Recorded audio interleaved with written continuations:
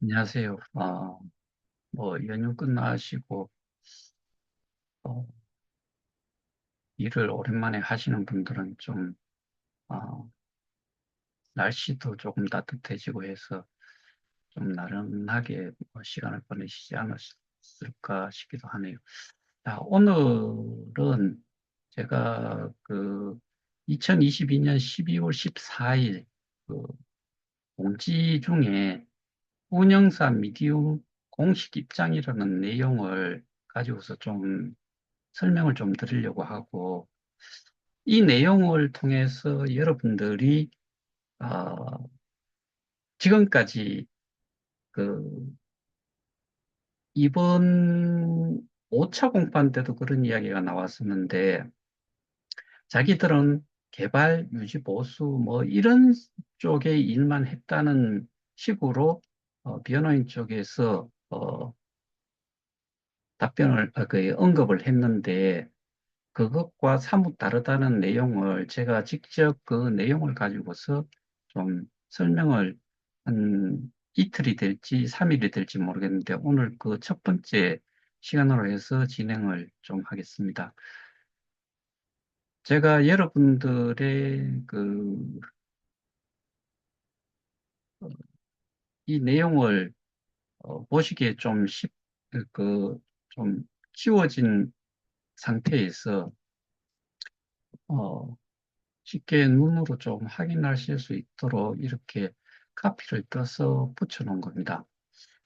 이거는 2022년 12월 14일 오후 4시에 올라온 내용인데 지금 여러분들도 잘 아시다시피 여기에서 언급되는 이 김판종 의장이라는 사람은 원래는 2022년 11월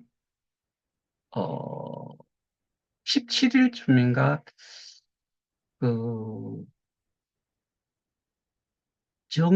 정윤호 대표라는 김판종 씨 다음 대표이사가 저한테 글을 보내온 그 시점을 기준으로 봤을 때는 주식회사 미디움의 대표이사로는 한 2022년 한 10월까지 또는 11월 초까지 김판종 의장이라는 사람이 주식회사 미디움의 대표이사였다. 이 부분을 좀 말씀드리고, 그 다음에 운영사 미디움 공식 입장이라고 해놨어요. 운영사라고 해놨다고요. 이 부분은 항상 머리에 좀 두시면서 이 내용을 좀 같이 보도록 하겠습니다. 안녕하세요. 주식회사 미디움 김판종입니다. 글로벌 금융 시장의 위기와 가상자산 시장의 침체 등 여러 외부 악재 속에서 많은 회원분들이 불안감을 느끼고 계신다는 것을 공감하고 있습니다. 이와 함께 미디움에 관한 각종 소문이 루머를 낳고 루머들이 기정사실화되어 더욱 큰 혼란을 야기하고 있는 상황이 미디움으로서는 매우 안타깝습니다. 이에 미디움은 회원 여러분들의 혼란을 불식시키기 위해 오해를 풀고 지금까지의 저희의 역할, 그리고 앞으로의 역할을 가감없이 솔직히 밝히고자 합니다. 미디움은 하나의 여기서는 운영사라고 했는데 갈수록 자꾸 그 역할이 바뀌어가요. 그리고 회원 여러분들, 여기서 회원 여러분들이라고 하는 회원은 KOK 스테이킹을 한 사람들을 이야기를 하는 거예요. 그러면은 여기에서 미디움이라는 회사에서 이런 거를 이야기하는 것도 좀 웃기고, 그 다음에 여기에서 미디움에 관한 뭐 각종 루머를 낳고 그게 또 기정사실화되어서 혼란스럽다. 혼란을 야기시키고 있다. 그 상황이 미디움으로서는 뭐 매우 안타깝다라고 하는 이런 식의 내용 자체가 그리고 이 회원들한테 이들의 역할을 밑으로 쭉 내려가면서 써놨는데 이 내용과 이전에 나왔던 내용들이 맞냐 안 맞냐도 여러분들이 다 아셔야 돼요. 그래야지만이 이게 어떤 식으로 계속해서 말바꿈을 하고 자기들이 지금까지 저는 범죄를 저질렀다라고 확신하는 사람인데 그것도 그 업무상 배임으로 그렇게 범죄를 저질렀다. 여기에서 나온 내용 중에서 그거를 뒷받침하는 내용들을 제가 설명을 좀 드릴까 합니다. 첫째, 미디움과 KOK 파운데이션, 재단과의 관계, 그리고 프로젝트 참여 계기와 역할. 먼저 지금까지 미디움의 역할과 KOK 파운데이션과의 관계에 대해 명확히 밝히고 싶습니다. 수차례 말씀드렸지만 미디움은 KOK 파운데이션을 인수하지 않았습니다. 미디움 파운데이션을 인수하지 않았습니다. 그 당시 미디움은 KOK 파운데이션의 자산을 인수할 여력이 없었습니다. 당연한 거예요. 이해하시기 쉽게 아래 도표를 첨부했습니다. 안 열려요. 그리고 지금 KOK 플레이 앱 자체가 닫혀 있어요. 이런 내용들이 다시 KOK 플레이가 가동이 됐을 때 이런 내용들이 남아있을까도 사실은 의문스러워요. 아시다시피 KOK 파운데이션과 KOK 플레이는 별개의 조직입니다. 무식하기 이루 말로 할 수 없는 어, 표현이에요. KOK 파운데이션은 법인이에요. 이거는 KOK 플레이는 앱이에요. 프로그램. 미디움은 KOK 파운데이션과 재단의 지분 및 자산 인수 계약이 아닌 KOK 파운데이션이 운영하는 KOK 플레이라는 비영리 앱의 운영 인수 계약을 체결하였습니다. 이 부분은 여러분들이 제가 수차례 보여드렸다시피 KOK 파운데이션이 KOK 플레이 앱의 운영 인수 계약을 한 척은 최초는 미디움 파운데이션, 즉 미디움 리미티드예요. 홍콩 법인. 그리고 나서 3주 후에 미디움 리미티드가 미디움 리미티드와 미디움 인코퍼레이션 주식회사 미디움 간에 이 계약을 다시 체결을 했다라고 지난번 그 블록체인 투데이 그 기사 내용을 유료 제보 기사를 가지고서 제가 보여드리면서 설명을 드렸어요. 스토리는 그래요. 그러나 이 말이 여기서도 분명히 KOK 프로는 비영리 앱이라고 했잖아요. 별개 조직이 아니란 말이에요. 그러나 이 말이 미디움이 KOK와의 관계를 부인한다는 말로 해석해서는 안 될 것이다. 미디움이 KOK와의 관계를 부인한다는 말로 해석돼서는 안 된다. 당연해요. 부인할 수가 없어요. 여러, 여러 번 밝혔듯이. 근데 이런 말들을 해놔놓고 제가 여기에 예전에 뭐 여러 개를 좀 보여드렸는데 이런 내용들, 예를 들면은 뭐 KOK하고는 관련이 없다. 여기에 그 사람들 다 들어가 있으면서 뭐 하여튼 이런 내용도 마찬가지로 뭐 이런 이야기들을 엄청 쉽게 했어요. 여러 번 밝혔듯 비디움은 KOK 파운데이션의 제휴사입니다. 제휴사와 운영사 이것이 같은 말인지 그 다음에 미디움은 KOK 파운데이션과 기술 협약을 맺어 계약 당시 콘텐츠 공급과 메인넷 개발을 약속했고, 현재는 K-스테디움 메인넷을 개발하여 운영사로서 운영을 대행하고 있습니다. 한참 뒤의 이야기죠. 2021년부터 얘들은 처음부터 일을 하고 있었어요.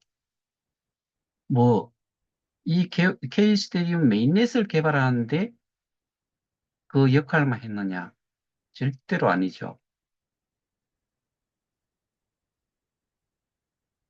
그러면은 여기에서 메인넷 개발을 약속했고, 콘텐츠 공급과 메인넷 개발을 약속했는 게 운영사냐? 운영사라는 의미는 이미 그러니까 말 그대로 오퍼레이팅을 하는 거잖아요. 매니지먼트를 하는 거고 그런 정도인데 여기에서 이런 말들은 개발 용역에 해당이 되는 그 용역사에 해당이 되는 정도의 그 내용이죠. 한간의 메인넷 개발은 재단의 의도와는 다르게 성급하게 앞당겨졌다는 소문이 돌고 있지만 이는 사실이 아닙니다. 이 성급하게 앞당겨졌다는 이 말은 최영규 전 이사장한테서 나왔던 이야기예요. 우리가 처음부터 뭐 이 메인넷 개발이 여기에서 들어오면서 메인넷 개발을 한다 이런 이야기가 있으면은 이 2021년 4월 이때 계약을 함과 동시에 운영이 운영을 하게 됨과 동시에 이런 내용들이 당연히 나왔을 거예요. 이런 거를 이야기를 하지 않고 어느 날 갑자기 이 KOK 가치가 하늘 높은 줄 모르게 올라가는 시점이 끝나고 나서 그때부터 이런 이야기들이 나오기 시작한 거예요. 21년 초 미디움을 방문한 재단 관계자들은 몇 명이나 될지 모르겠는데 재단 관계자라고 하는 사람들이 여러분들이 생각하는 만큼 수십 수백 명이 일을 하고 있는 그런 재단이 아니에요. 재단 관계자들은 프론티어 수의 급증으로 인해 많은 트랜잭션이 발생함에 따라 하루에 더 수억 원에서 수십억 원에 달하는 이더리움 수수료에 부담을 느끼고 있었고, 이 때문에 자체 메인넷 전환을 최우선 과제로 두어야 한다 했습니다.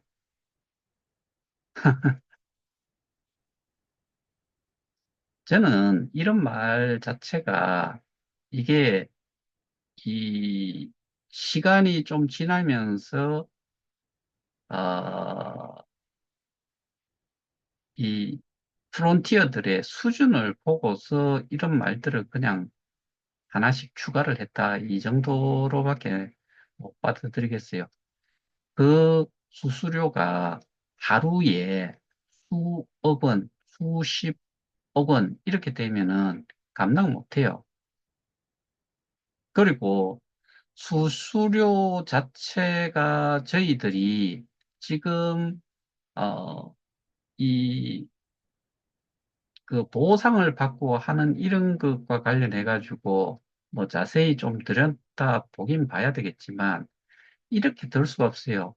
하루에 수억 원이라고 하면은 예를 들어서 3억 원이라고 하루에 3억 원이라고 하면은 한 달이면은 어 90억 원이에요. 수십억 원이라고 했는데 이거를 10억이라고 하면은 한 달이면은 300억이에요. 말도 안 되는 소리예요. 프론티어들도 2001년 초 이더스캔에서 전 세계 수많은 프로젝트 중 가장 많은 수수료를 지급하는 프로젝트로 KOK가 높은 순위에 오를 정도였다는 사실을 잘 알고 계실 것이라 생각합니다.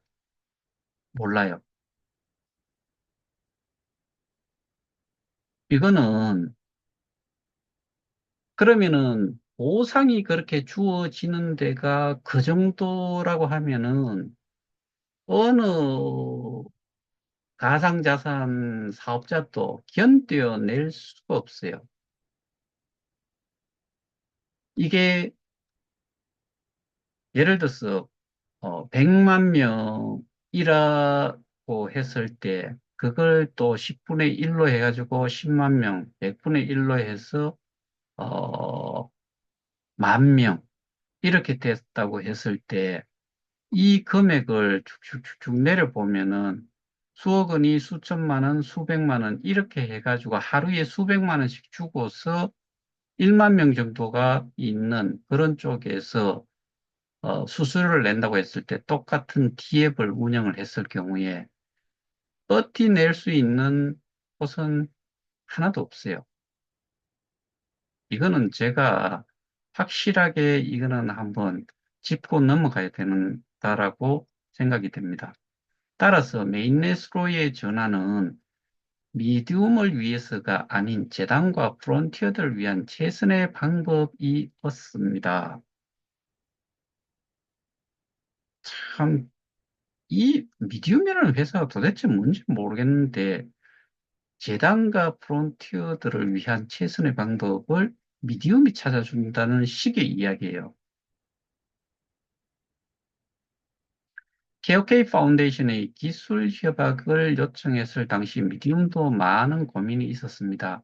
미디움은 당시 MDM 메인넷 프로젝트를 준비하고 있었고, 저는 이게 준비하고 있었던 상태가 아니고 이미 론칭을 한번 하고 이 가격이 정말 보잘것 없었다는 것을 제가 지난번에 어, 이 여기를 좀 이 MDM 가격 관련된 거를 한번 캡처로 보여드린 적이 있었을 거예요.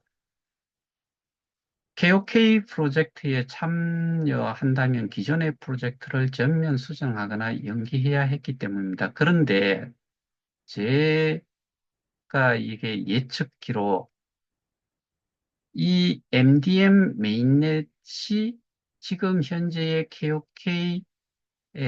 K 스테디움이라는 그 메인넷, 그것과 거의 똑같지 않을까. 저는 그렇게 생각하고 있습니다.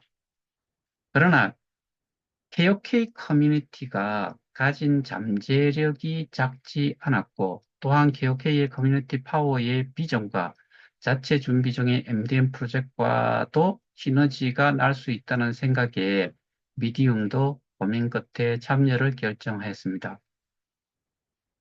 이 프로젝트와 시너지를 자기들의 그걸 가지고서 어, 시너지를 생각을 했다. 시너지 효과를. 다만 미디움은 단기적인 전략보다는 중장기적인 전략이 필요하다고 생각하여 그 당시 KOK 재단에 다음 세 가지 요청사항을 전달했습니다. 첫째가 메인넷 오픈 시 기존 KOK 이더리움상 ERC20 토큰을 완전한 메인넷 코인으로 전환하여 보상 구조 및 소유를 획일화한다. 그러니까 KOK를 메인넷 코인으로 전환한다라고 했잖아요. 그런데 이 말 자체는 흉내만 조금 내다가 바로 페이스타로 전환을 했죠. 그리고 KOK는 없애버린 거지요. 여기서 꼼수 하나가 나왔고요. 두 번째, 보상 정책 구조를 변화시킨다. 이거는 정책이에요. 우리가 처음에 어, 보상을 받았던 게 뭐 그들 용어대로 하면은 채굴 수익, 후원 수익, 등급 수익이었는데 정책, 보상 정책에 대한 부분을 이미 이 관여를 했다는 거죠. 세 번째 마지막으로는 재단 보유 물량의 시장 매도 금지 요청이었습니다. 마지막은 특히 미디움에서 강조했던 사항으로 미디움은 재단 보유 물량의 경우 단 1KOK도 시장에 나와서는 안 된다는 강경한 입장을 고수했습니다. 여러분들은 어떻게 알고 계시는지 모르겠는데 전 세계에 메인넷을 개발을 해주는 이러한 업체들은 엄청 많아요. 이 당시까지만 하더라도 2021, 제가 말씀드렸잖아요. 2018년도에 이 회사가 설립이 되고 2019년도 매출 제로였고 2020년도에 3,840만 원 하던 업체예요.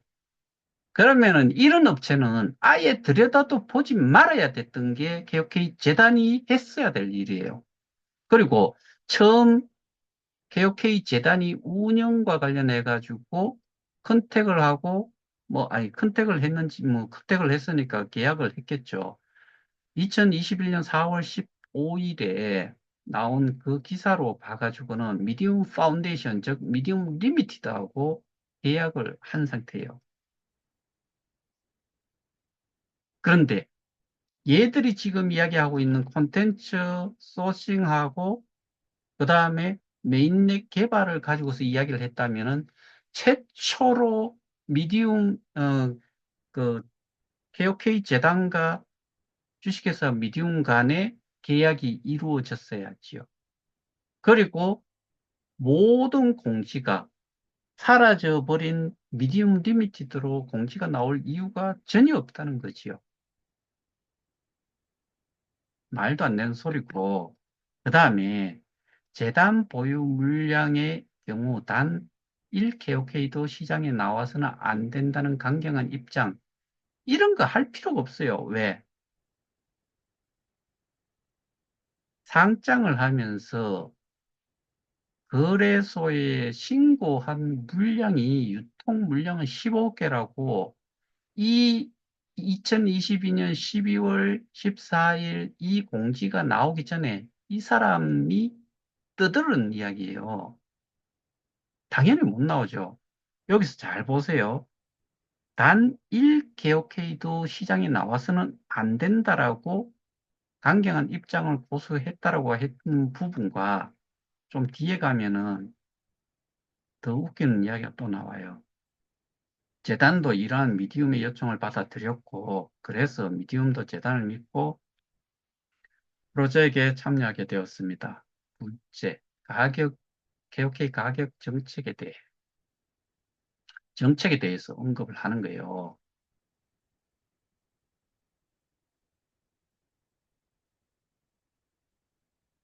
여기에서 하나를 좀 보고 넘어갔으면 하는 게,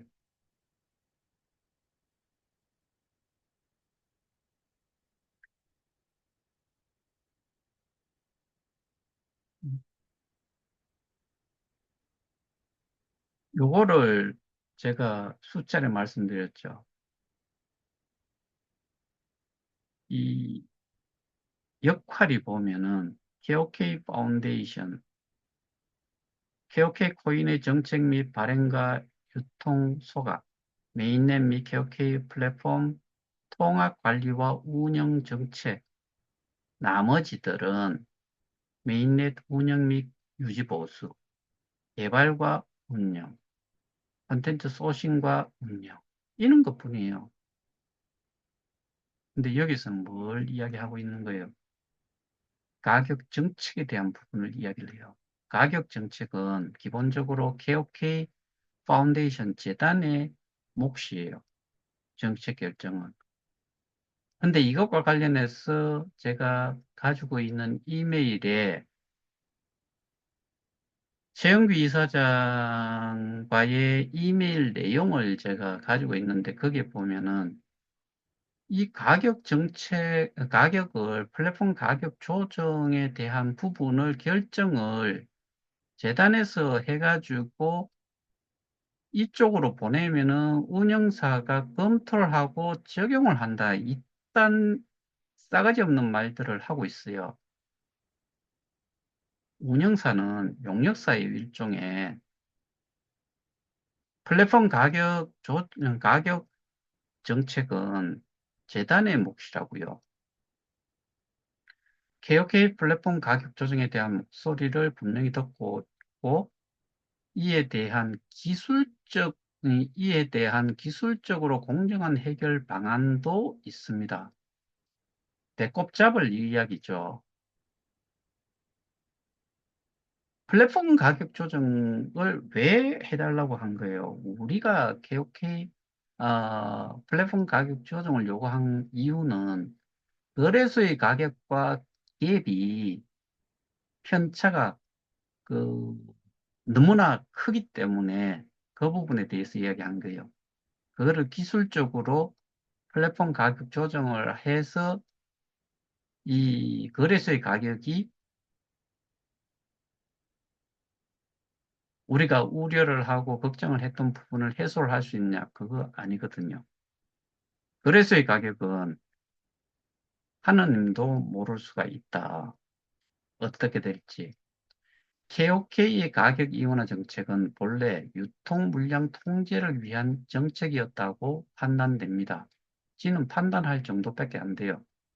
이거는 저희는 기본적으로 이 플랫폼 가격 조정이 19차례에 걸쳐서 상승이 됐다는 것을 알고 있어요. 플랫폼 가격이 최초는 0.14였고 마지막 19번째는 7달러였었어요. 한 번도 그 이후로 올리지도 내리지도 않았다. 오로지 오름세밖에 없었다. 거래소 가격보다 플랫폼 가격이 낮다면 프론티어들은 본인이 소유한 KOK를 시장에 매도할 것이며, 또한 반대의 경우 프론티어들은 KOK를 거래소 등 시장에서 구입하여 투자를 하는 차익 거래의 원리를 사용하고 있었습니다. 이건 뭔 소린지 뭐 이런 이야기를 하고 싶었던 것 같은데, 플랫폼 가격이 낮다면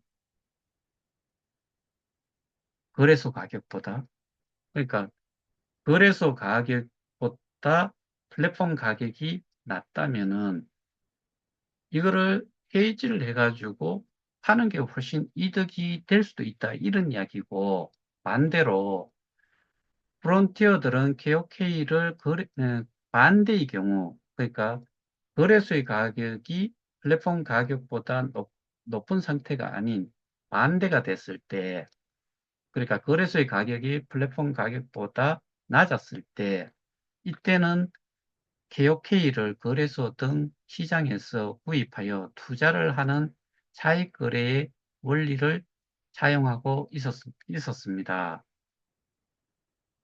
우리는 일반적이라 그러면 그렇게 하고 말겠죠. 근데 이런 말을 쓰면서 쪽팔리지도 않았는지 모르겠는데,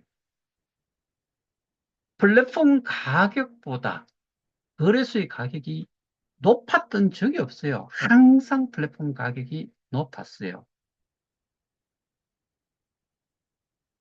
이런 말도 안 되는 소리를 짓거리고 있어요.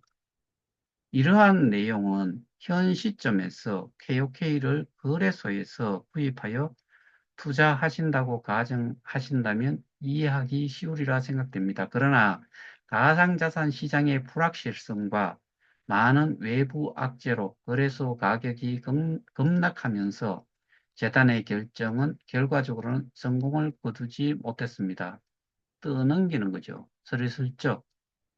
지들이 다 쥐고 있었으면서 2022년 12월 14일이면은 2021년 4월 15일 그 이후로는 이 무리들이 이 집단 이 주식회사 미디움에 아까 그 보여드렸다시피 부사장들, 심지어 재단 이사장, 3기 재단 이사장이었던 사람까지도 CA로 주식회사 미디움에 두고 있었던 사람들이 21년 4월부터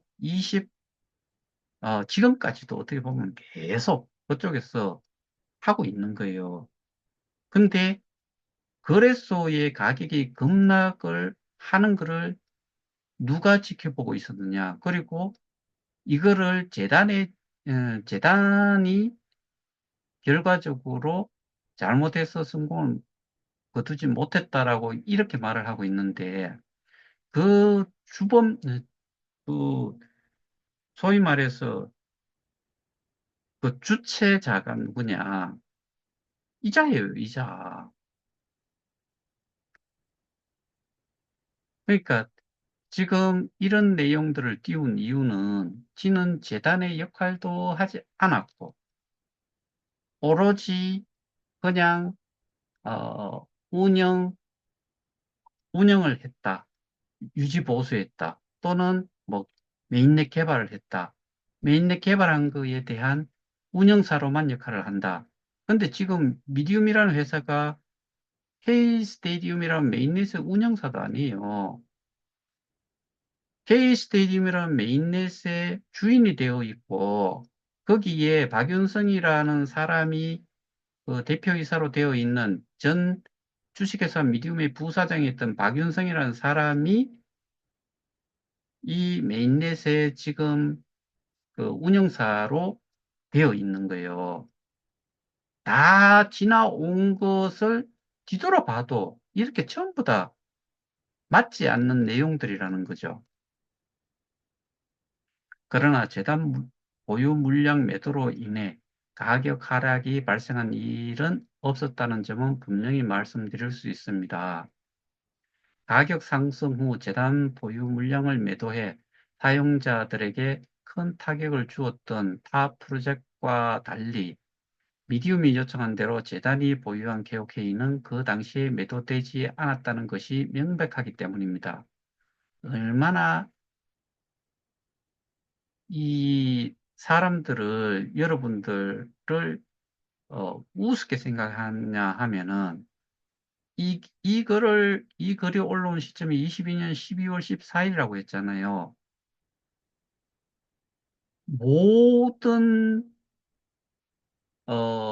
스테이킹 되어 있던 암호화폐들과 그 다음에 보상용뿐만 아니라 35억 개, 15억 개를 제외한 35억 개도 누가 가지고 있다가 25억 개를 최영규에게 홀드 월렛으로 넘겼느냐, 25억 개를 미디움에서 최영규 전 이사장한테 넘겨줬어요. 그러면은 그 내용은 여러분들도 제가 이미 설명을 드렸기 때문에 아시는 내용이에요. 누가 보유를 하고 있었어요? 재단이 보유했어요? 이놈들이 다 보유를 했던 거예요, 본래. 결국 가격의 하락 원인은 보상 정책의 변화에 따른 프론티어들의 대량 해지 및 가상자산 시장의 타격, 재단 및 프론티어들의 법률적인 이슈, 각종 악성 기사 등등이 매도량을 증가시킨 점에 있다 생각됩니다. 이렇게 책임 전가 또는 이런 결과가 나온 것을 자기들이 모든 것들 다 진행을 해 왔으면서도 이런 식으로 발뺌을 하고자 하는 내용이다. 저는 이 법률적 이슈, 이런 거 가지고 사람들 KOK가 뭔지도 잘 모르던 시점이에요. 이런 걸로는 말이 안 돼요. 그 다음에 KOK 가격이 2022년 2월 이후 3월부터 떨어지기 시작한 그 가장 주된 원인은 기본적으로는 저는 그 코로나 때문에 그렇고 코로나로 인해서 인플레이션, 상승, 그로 인해서 금리 인상 이런 부분들이 영향을 끼쳤다라고 보는 게 맞지. 이거를 이런 식으로 내용을 어, 그러니까 아 제가 그 음성 파일 올라왔는 내용 그거를 그대로 생각을 해보면 딱 맞아 떨어진다.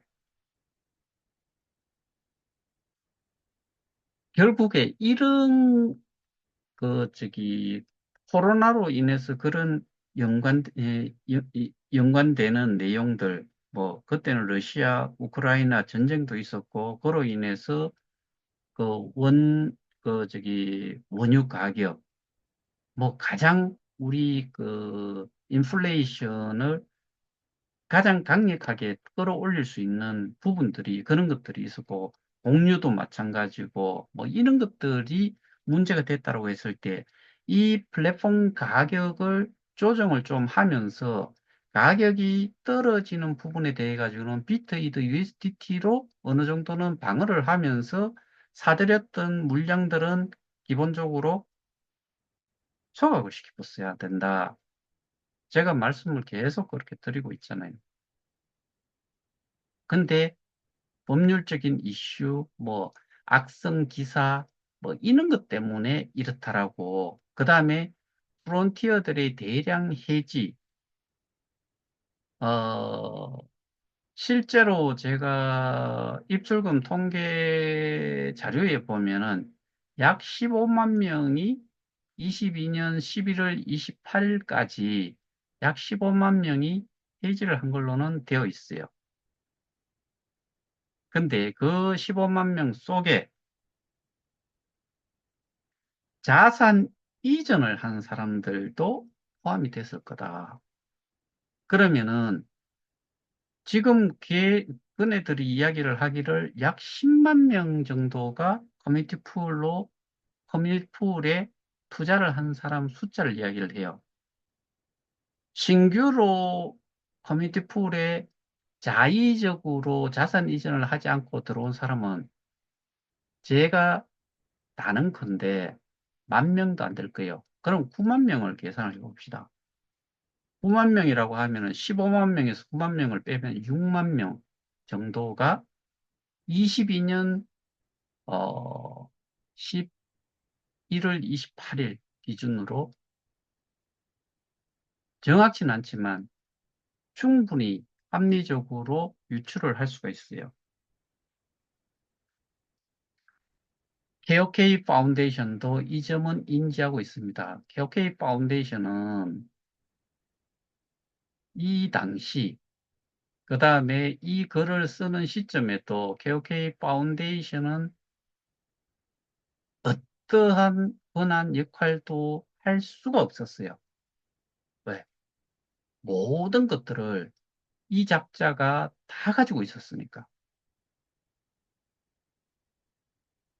그거는 왜 그렇게 우리가 확신을 가질 수 있냐면은 전 재단 이사장이 어떠한 사업과 관련된 서류, 문서, 자산 가진 게 없었다 이거죠. 그 다음에 심지어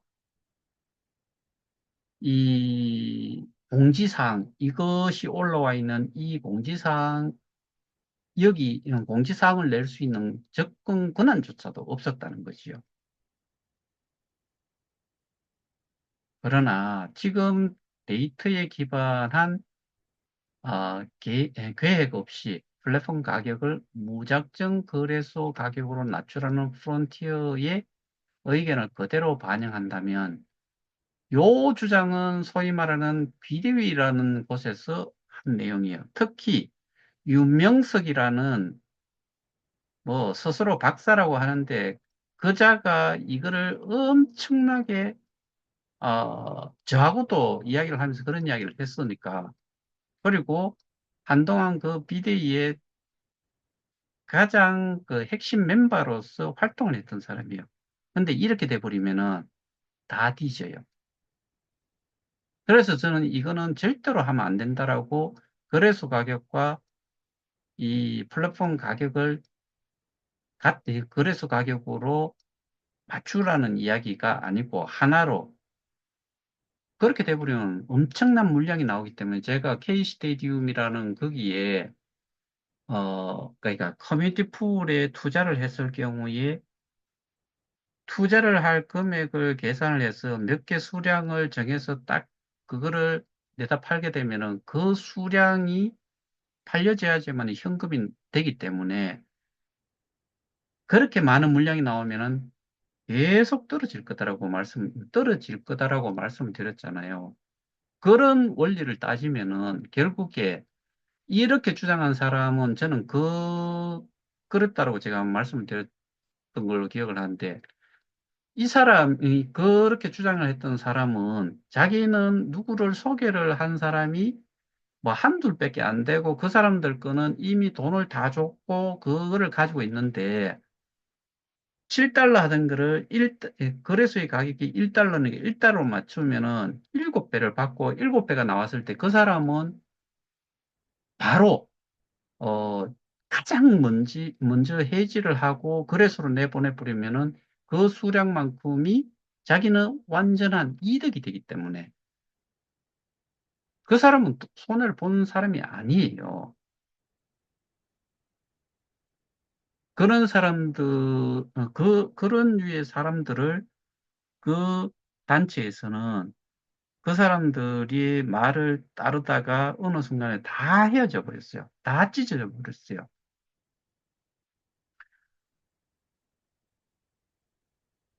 그 결과, 는 제한적으로 발행된 KOK 소진과 더 급격한 하락일 것이라고 판단됩니다. 제가 말씀드렸던 그거예요. 이렇게 낮춰버리면은, 무작정 낮춰버리면은 어떻게 되느냐. KOK 가격은 더 떨어질 거예요.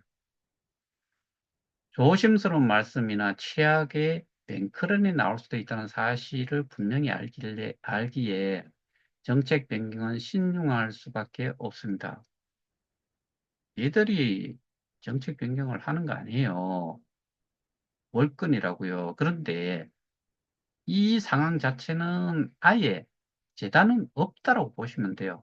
재단 역할을 했다라고 보시면 되고, 그 다음에 최악의 뱅크런이 나올 수도 있다. 이런 말을 하는데 웃기 찾는 소리예요.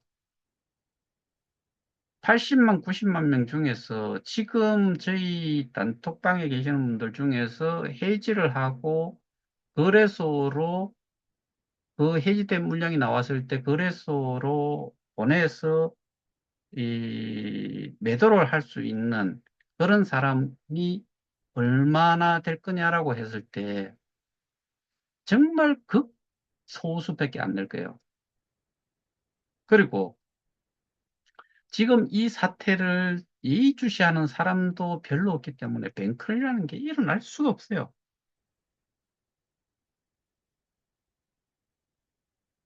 이 뱅크런이 이 사람들이 생각을 하는 뱅크런과는 우리가 통상적으로 알고 있는 뱅크런과는 엄청난 차이가 있어요.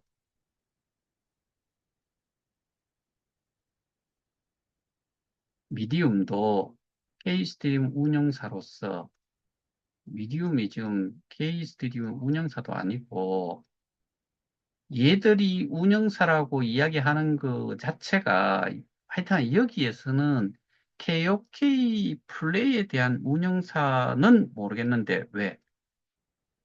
21년 5월 7일 블록체인 투데이에 미디움 인코퍼레이션의 미디움 리미티드로부터 운영권을 인수했다라고 계약을 했다라고 하기 때문에 이게 아닌 KOK 플레이 앱에 대한 운영사가 맞아요.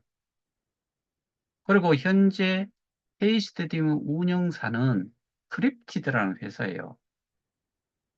K스테디움 메인넷의 그 오피셜한 법인은 그냥 김판용 씨예요. K스테디움 PT라는 거기에 대표이사로 돼 있다고요.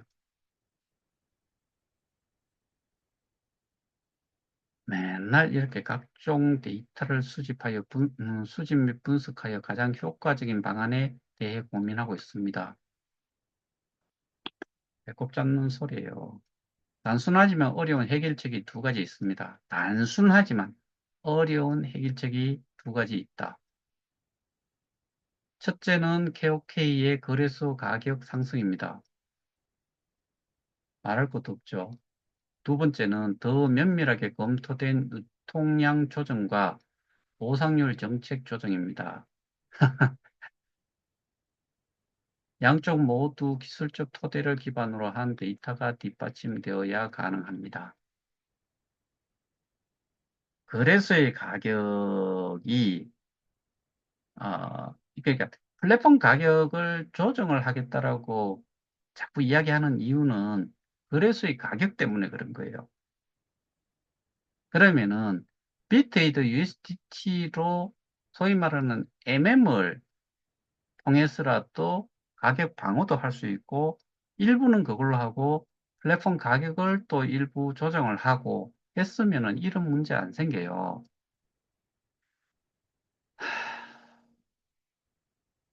데이터 자꾸 이야기를 하는데 거래소의 가격을 어떻게 데이터로 뭔가를 어, 가격 상승을 중요한 거는 거래소 가격 상승 요 부분인데 이거를 할 수 있냐는 거죠. 웃기서 있는 소리를 하고 있는 거죠.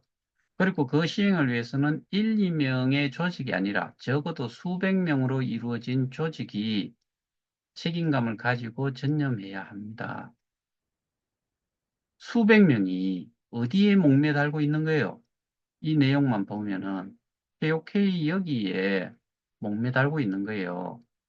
그러니까 얘들은 21년도 160억, 2022년도 177억, 2023년도 93억인지 95억의 매출을 KOK에서 했다는 거예요. 이게 22년도 말이잖아요.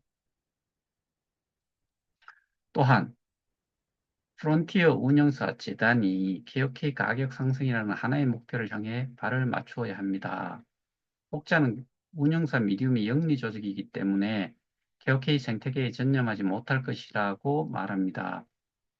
미디움이 주어가 영리 조직이기 때문에 KOK 생태계에 전념하지 못할 것이라 말합니다. 전념이라는 말 뜻이 뭐예요? 다른 거 눈 돌리지 않고 여기에만 집중을 한다는 여기에 모든 그 뭐 역량들을 여기다 다 쏟아붓는다는 이야기잖아요. 미디움이 결국에는 KOK예요. 이 이야기대로 하면은 그러나 페이스트림 운영 수수료로 얻어지는 미디움 수익은 어떠한 법정화폐나 가상자산도 아닌 오로지 KOK입니다.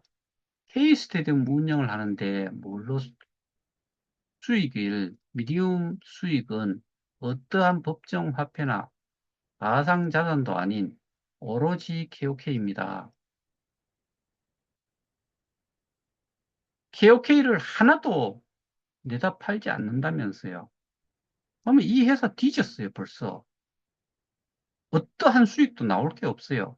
K스테디움 운영 수수료 하나도 없어요. 뒤져야 돼요. 맞잖아요. 미디움이 이익을 추구하는 방향은 프론티어 여러분들과 결코 다르지 않습니다. 즉, KOK 가치 상승에 있어서 미디움은 절대 3자가 아닙니다. 절대 제3자가 아닙니다. KOK 가치가 상승이 돼야지 얘들도 먹고 산다는 이야기예요. 근데 그렇게 했어요. 그리고 이 회사는 지금 있는지 없는지 사실 이름은 분명히 있는데 이 회사가 어디에 존재를 하고 있는지도 아무도 몰라요. 예전 같았으면은 회사 주소 찾아오시는 길 다 있었어요. 아예 홈페이지가 열리지가 않아요. KOK 가치 상승은 미디움에게도 무엇보다 중요한 과제이며 상승 방안에 대한 고민은 후술할 로드맵을 통해 확인하실 수 있습니다. 여기까지 오늘은 하겠습니다. 중요한 거는 지금 내용을 쭉 보면은 이게 누가 해야 될 말들이에요. 대부분의 내용들은 재단에서 해야 돼요.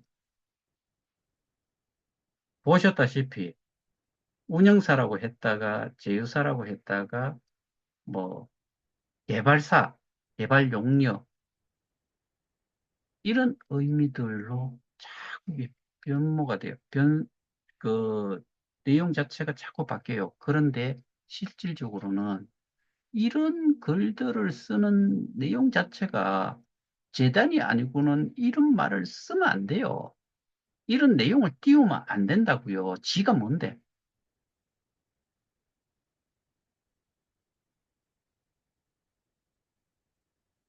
우리는 일반적인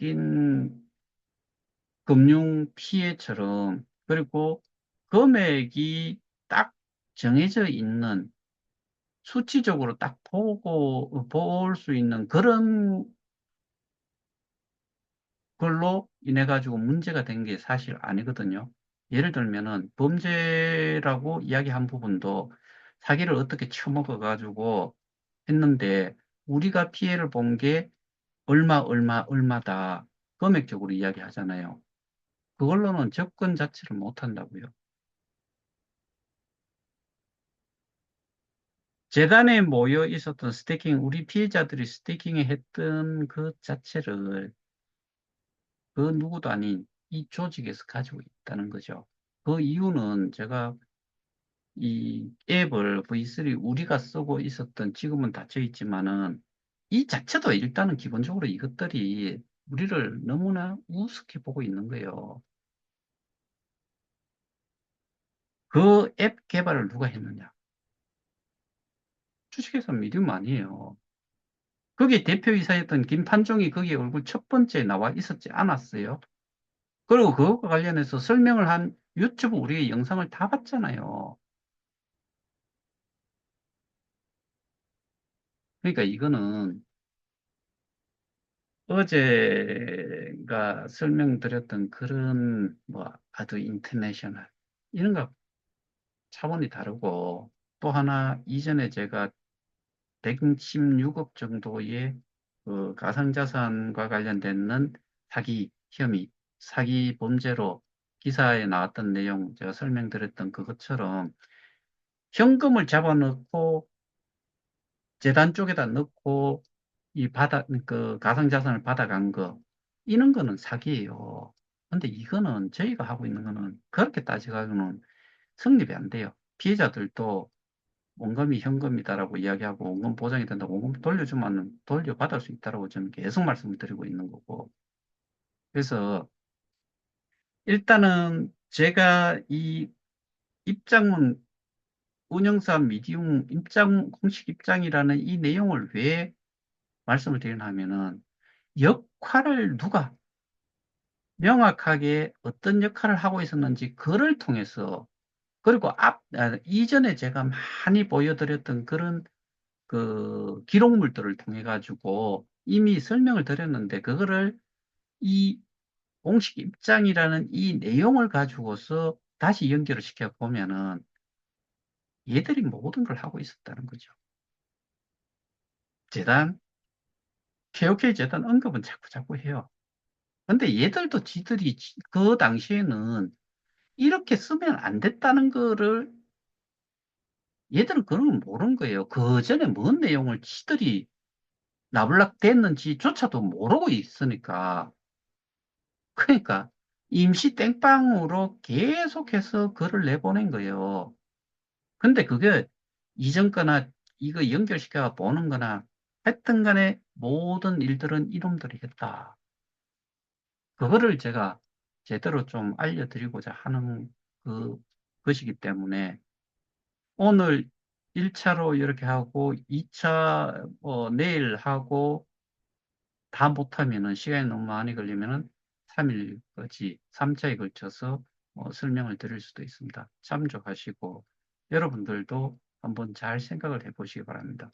저만 제 말만 듣지 마시고 제가 설명드렸던 내용이 여러분들도 이해할 수 있을 정도인지 저는 분명히 판단하실 수 있을 거라고 생각을 하기 때문에 그리고 이런 내용들은 피해자면 정말 알아야 돼요.